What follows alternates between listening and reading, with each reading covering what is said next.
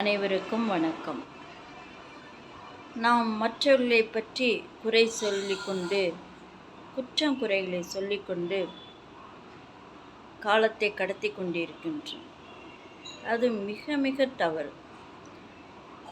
நம்மேல் உள்ள குற்றங்களையும் குறைகளையும் குறைத்து கொண்டு வாழ்வது மிகச் சிறப்பு.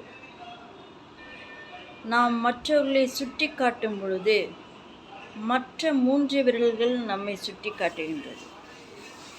ஒன்று மற்றவர்களை சுட்டி காட்டினால் 3 விரல்கள் நம்மை சுட்டி காட்டுகின்றது. இதிலிருந்து புரிகின்றது அல்லவா?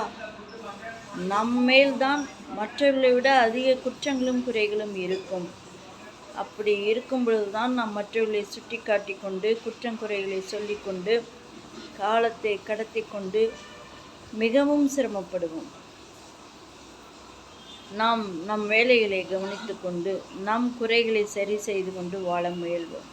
வி.எஸ். ரோமா, கோயம்புத்தூர்.